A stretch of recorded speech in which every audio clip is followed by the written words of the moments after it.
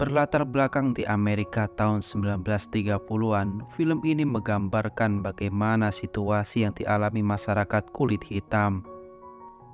Terlebih lagi lokasi kampus Weir College di daerah Texas yang memiliki sejarah suram tentang tindak rasisme terhadap warga kulit berwarna. Film ini menyorot pada sebuah kelompok debat di kampus kecil warga Afro-Amerika yang dibentuk oleh seorang dosen bernama Melvin Tolson, yang diperankan oleh Denzel Washington. Selengkapnya, mari kita tonton.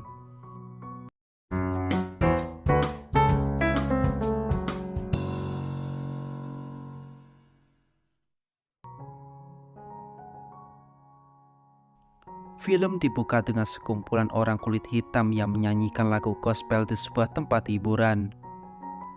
Namun dalam film ini, gambaran aktivitas tersebut diselingi dengan kuliah umum dari Dr. James Farmer yang menggambarkan suasana akademis di Weir College. Kedua hal yang kontradiktif tersebut menggambarkan pribadi dan perilaku orang kulit hitam pada umumnya di tahun 1930-an. Pada masa tersebut musik gospel telah menjadi bagian dari budaya kaum kulit hitam. Adapun pidato Dr. James Farmer menggambarkan betapa pentingnya dunia pendidikan sebagai media menuju kesetaraan ras bagi orang kulit hitam.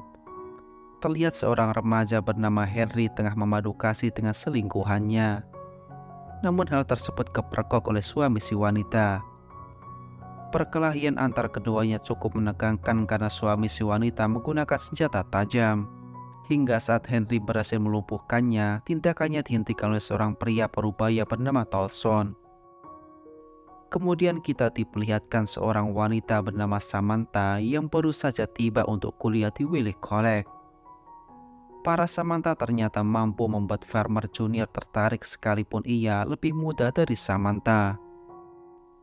Alasan mengapa tadi malam Henry berhenti berkelahi saat melihat Tolson adalah ternyata Tolson merupakan dosennya di kampus. Tolson mengawali perkuliahan hari itu dengan mengutip beberapa kata dari cendekiawan-cendekiawan terdahulu. Ia menggaungkan revolusi sebagai upaya perjuangan kulit hitam yang ditempuh melalui jalur pendidikan. Tolson terus mengeluarkan pemikirannya yang diperkuat dengan kutipan dari para cendekiawan. Hingga hal itu selesai saat Henry mampu melengkapi perkataan Tolson. Oleh karenanya, ia menyuruh Henry menemuinya setelah kuliah. Henry heran kenapa seorang profesor bisa berpakaian seperti petani saat berada di tempat hiburan malam. Sementara Tolson juga heran kenapa seorang mahasiswa bisa pacaran dengan istri orang lain.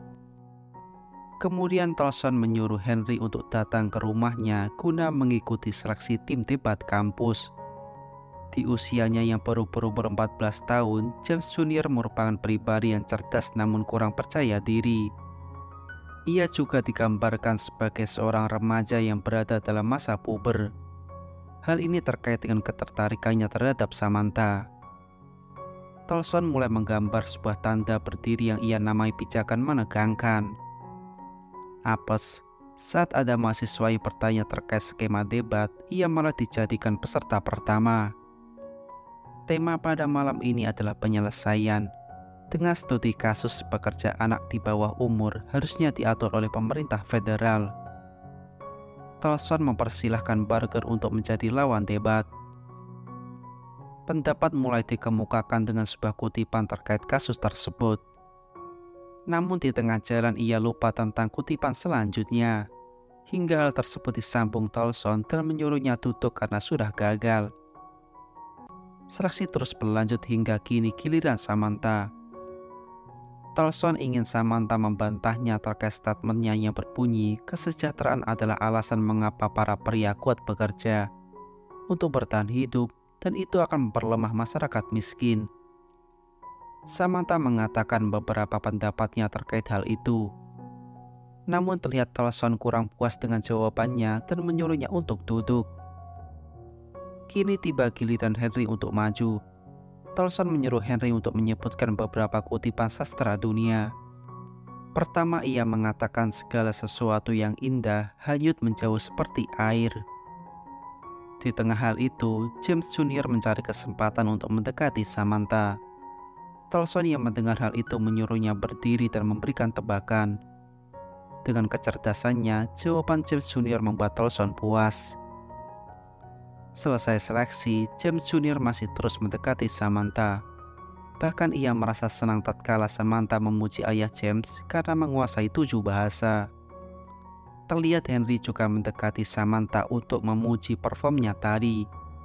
Ia kemudian mengajak Samantha jalan sebagai salam perkenalan. Di sini terlihat James Junior nampak kecewa karena ditinggal sendirian.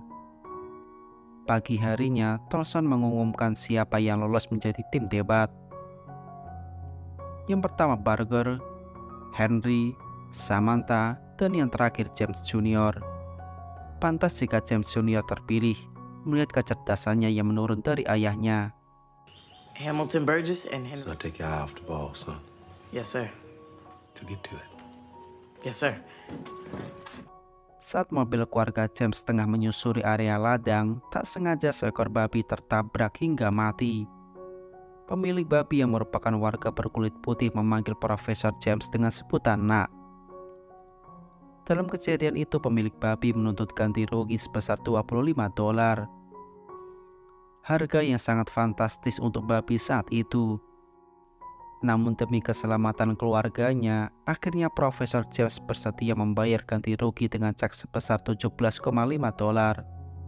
Tak hanya itu, Profesor James juga diminta mengangkat mayat babi itu.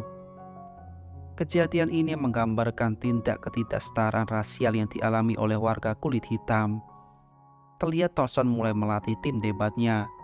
Dengan mulut tersumbat, mereka harus menjawab siapa penentu keadilan. Jawabannya adalah Tuhan. Karena ia yang berhak menentukan siapa yang menang, siapa yang kalah, bukan lawan.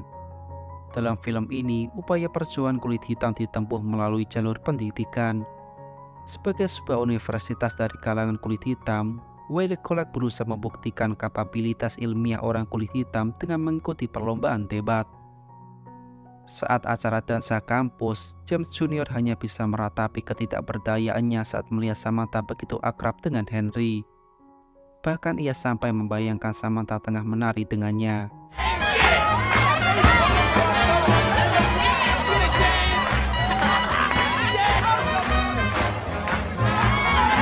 Di balik kejeniusannya, James Junior memiliki sifat tak percaya diri untuk mengungkapkan isi hatinya. Saat pulang, ia tak sengaja melihat Tolson berlari mengenakan pakaian petani. Merasa ada yang aneh, ia lantas mengikuti kemana guru debatnya itu. Hingga sampailah di sebuah kandang yang dijaga beberapa orang kulit hitam. Dari luar, James Junior mendengar sebuah orasi di dalamnya. Rupanya beberapa orang kulit hitam sedang berkumpul untuk merumuskan perlawanan kepada pemerintah atas ketidaksetaraan yang mereka alami. Namun tak lama, keberadaan mereka diketahui aparat keamanan dan langsung menangkap beberapa dari mereka. James Junior berhasil selamat setelah diajak kabur oleh Tolson. Ia menyuruh James Junior untuk tidak melaporkan apa yang ia lihat tadi kepada siapapun. Jam menunjukkan pukul 1 dini hari. Otomatis Profesor James mempertanyakan kemana saja anaknya kok baru pulang. James Junior sempat berbohong pergi ke rumah Tolson. Sayangnya Profesor James juga ke sana dan mengetahui anaknya tengah berbohong. James Junior masih bersikeras tak mau mengatakan dari mana dia. Spontan ayahnya marah karena mengira anaknya pergi mabuk-mabukan. Cekcok tak dapat dihindarkan antara bapak dan anak tersebut. Profesor James spontan naik pitam dan menampar James Junior saat ia mengungkit masalah menabrak babi kemarin. Junior. Can't allow my son to be corrupt. Keesokan harinya, terlihat seorang sheriff tengah menginterogasi dua petani yang tertangkap semalam. Mereka disuruh mengaku terkait gerakan pembangkangan warga kulit hitam. Sementara Tolson memberitahu bahwa lawan mereka debat nanti adalah dari perguruan tinggi negro ternama. Waktu mereka cuma 1 minggu untuk menyiapkan semuanya. Tolson menyuruh mereka berempat untuk riset sementara dirinya akan menulis argumen. Awalnya Henry terlihat tak setuju jika hanya diberikan waktu seminggu dan yang menulis argumen adalah Tolson. Tapi karena keputusan ini sudah tak dapat diganggu gugat, akhirnya mereka menuruti kemauan Tolson. You do the research, I'll write the arguments. Hari yang dinanti akhirnya tiba. Isu yang diangkat kali ini adalah tentang pajak dan kemiskinan. Lawan Willie Collect memulai dengan pendapatnya terkait tema debat hari itu. Semua mendapatkan porsi suara baik Barker ataupun Henry. To itself. But to do that, you have to give the economy life. James Jr. dan Samantha yang merupakan tim cadangan cukup mensupport apa yang temannya lakukan. Debat itu pun ditutup dengan argumen Henry yang memukau dengan tanpa menggunakan argumen yang sudah dibuatkan oleh Tolson. Hal tersebut pun mengantarkan Willie Collect meraih kemenangan. Dari awal kemenangan ini, Willie Collect terus menunjukkan eksistensinya dalam beberapa kemenangan lomba debat. Atas dasar itu, Tolson berencana membuat debat tandingan dengan Harvard University. Kembali ke Sheriff yang berencana menangkap pimpinan petani pembangkang kemarin, yang tak lain adalah Tolson. Di sini juga terlihat bagaimana intimidasi yang dilakukan kepada warga kulit hitam. Saat makan malam, Tolson memberitahu tim mereka sebentar lagi akan melawan tim debat dari Oklahoma University, yang notabene adalah kampus warga kulit putih pertama yang akan mereka lawan. Di balik kesenangan itu, Barker mempertanyakan kegiatan politik yang dilakukan Tolson dengan kelompok petani, serta beberapa hari ini yang melihat Sheriff mondar-mandir di depan rumahnya. Tolson mengatakan bahwa itu adalah privasinya dalam ranah gerakan politik dan tak perlu ditakutkan. Namun Barker yang takut keluarganya terancam karena gerakan politik Tolson, akhirnya Barker memilih untuk keluar dari tim. Dan kini hanya tersisa mereka bertiga yang akan melawan Oklahoma University. Dengan sedikit rasa canggung, Samantha mulai menyuarakan aspirasinya bahwa negro patut diakui di universitas negeri. Negro bukan sekedar warna kain di Amerika. Mendengar hal tersebut, respon masyarakat kurang begitu menghargai keberadaan Samantha. Banyak dari mereka yang keluar dari perlombaan debat tersebut. Debat semakin sengit tatkala dari pihak Oklahoma mulai melakukan statement yang menyudutkan beberapa tokoh kulit hitam terdahulu. Henry menyampaikan bahwa yang mendapatkan gelar PhD pertama di Harvard adalah orang negro. Lagi-lagi pernyataan itu disangkal bahwa tidak sepatutnya orang kulit hitam mendapatkan pendidikan di kampus ras putih. Spontan hal tersebut memancing kemarahan Samantha dan terus mengemukakan kesetaraan ras dalam segala aspek. Dan hal itu pun menutup debat kali ini dan menjadi Willie Collect keluar sebagai juara. Tasyakuran diadakan sebagai euforia kemenangan Willie Collect. Namun terlihat Profesor James memperingatkan Tolson akan kegiatan politik radikalnya bersama para petani, karena suatu saat pihak kepolisian akan menangkapnya. Sementara di tempat lain, Henry mengajak Samantha kencan di pinggiran Bengawan Solo. Henry menceritakan masa lalunya dari keluarga yang dulunya adalah korban perbudakan. Samantha baru pertama kali ini melihat sisi lain dari Henry yang begitu tenang. Tak terasa asmara keduanya semakin erat dan tumbuh. Pagi harinya, Tolson memberikan kabar bahwa Michigan University bersedia berdebat dengan Willie Collect.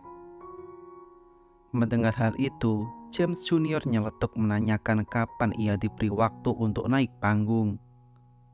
Ia lelah selama ini hanya sebagai tim riset.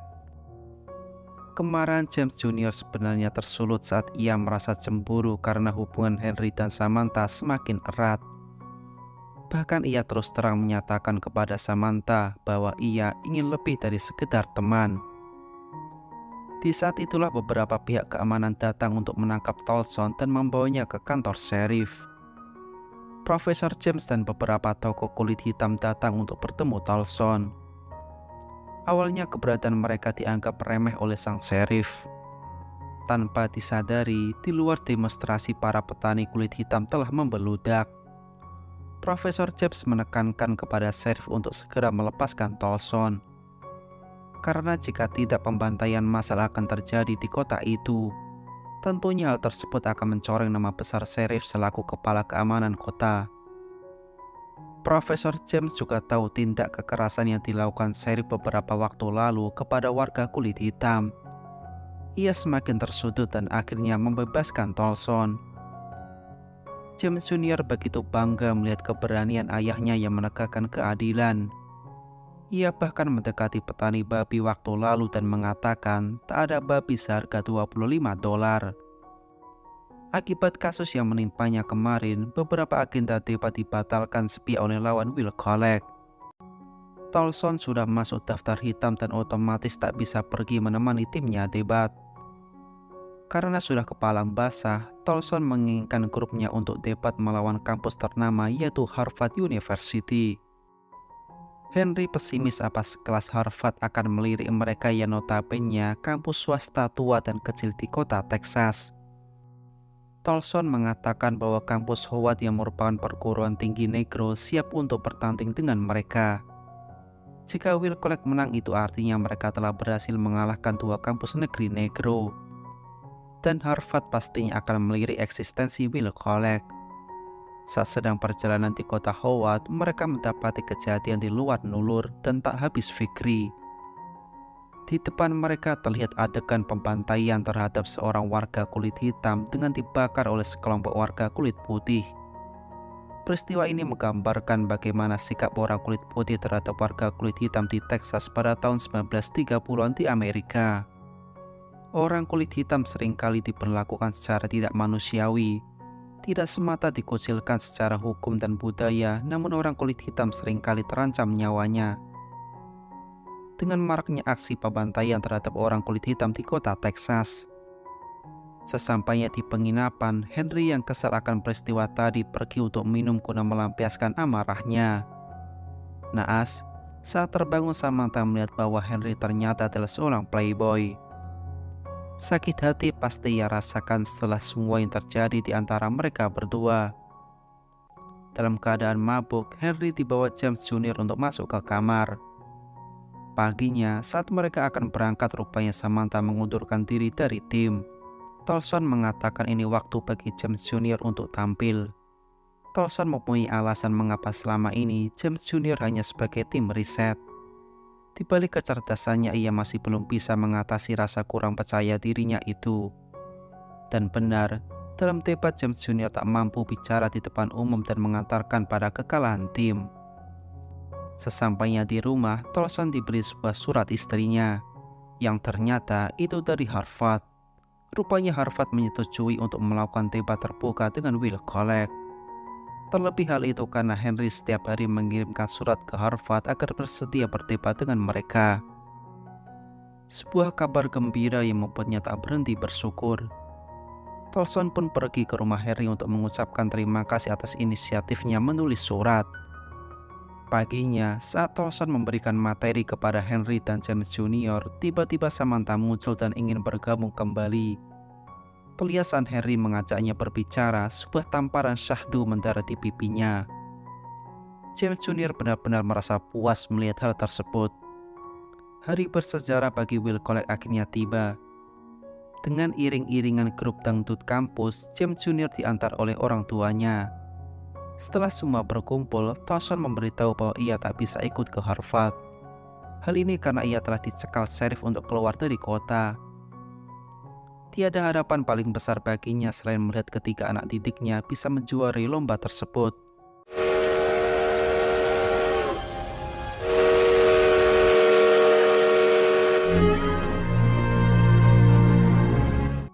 Sesampainya di stasiun, mereka dijemput oleh perwakilan Harvard dan membawa mereka ke ruang debat nantinya. Sebuah pencapaian yang luar biasa bagi mereka yang hanya kuliah di universitas swasta. Hello, Harvard! Mereka sangat bahagia tatkala masing-masing mendapatkan uang saku dari Harvard sebesar $5. Sesaat pelayan itu memberikan surat dari Harvard. Ternyata isinya adalah perubahan tema debat secara mendadak. Mereka hanya punya waktu 48 jam untuk meriset.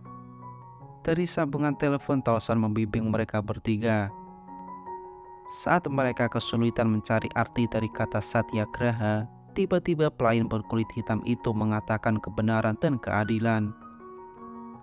Tak lama mereka bertiga cekcok karena ingin argumennya dibenarkan. Hingga Henry yang sudah muak memutuskan untuk pergi minum ke klub malam. Singkat cerita, sesampainya di hotel, Henry membangunkan kedua temannya. Ia memberikan selembar tulisan kepada James Jr. dan menyuruhnya untuk tampil besok dengan Samantha. Awalnya James Jr. menolak karena ia takut tak percaya diri seperti debat kemarin. Henry lantas mengatakan apa yang sering Tolson ajarkan kepada mereka. Siapa penentu keadilan? Jawabannya adalah Tuhan. Kenapa Tuhan? Karena ia yang pantas memutuskan siapa yang kalah dan siapa yang menang, bukan lawan. Siapa lawan? Tiada ada. Mengapa ia tak ada? Karena ia hanya sebuah suara. Kebenaran bahwa aku berbicara. Singkat cerita, inilah hari bersejarah bagi Will Collett dan mereka bertiga. Disaksikan ratusan orang dan didengarkan dari segala kalangan, debat kali ini akan membuat perubahan drastis. Kesempatan pertama diberikan kepada James Jr. untuk menyampaikan afirmatif. Ia berkata sipil adalah senjata moral dalam perjuangan untuk keadilan. James Jr. menyorot kejadian di tahun 1919 di India. 10.000 orang berkumpul untuk melawan tirani pemerintahan Inggris. Namun sesaat di halaman mereka ditembaki pasukan selama 10 menit. Alhasil 379 orang meninggal termasuk anak-anak. Pimpinan pasukan mengatakan ia tengah mengajari mereka tentang pelajaran moral. Sementara Gandhi memberikan perlawanan tanpa kekerasan.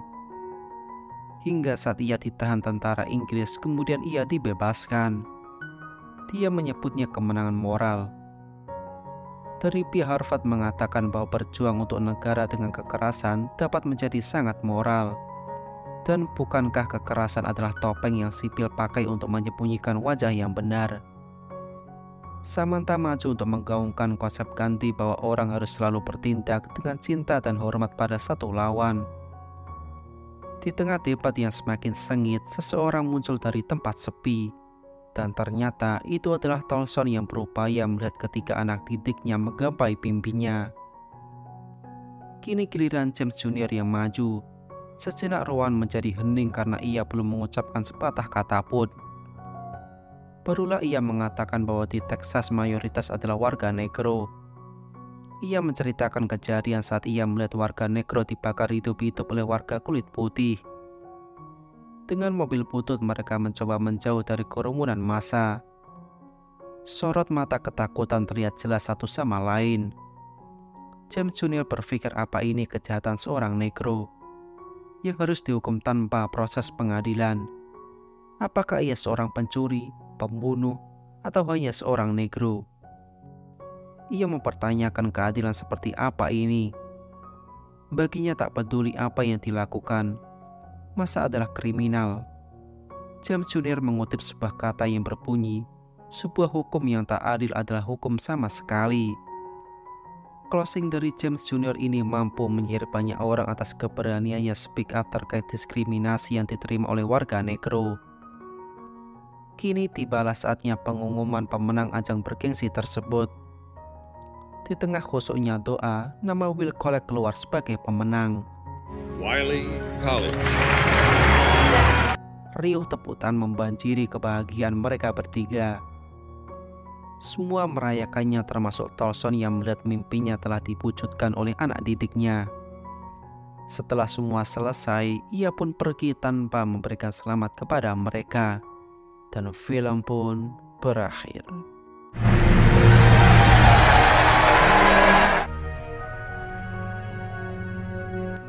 Film ini adalah film yang diangkat dari kisah nyata. Adapun pemilihan Texas pada tahun 1930-an sebagai setting tentu tidak terlepas dari latar belakang sejarah Texas itu sendiri. Pada masa 1930-an, Texas merupakan salah satu wilayah yang mencekam bagi warga kulit hitam. Pada masa itu, seorang warga kulit hitam di Texas seringkali dibunuh meskipun tidak melakukan kesalahan. Dan di Texas pula muncul berbagai pergerakan dari kaum kulit hitam yang menuntut kesetaraan sebagai sesama warga Amerika.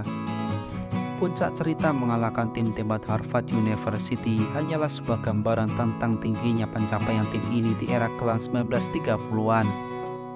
Karena sebenarnya mereka tak pernah melawan Harvard, melainkan University of Southern California.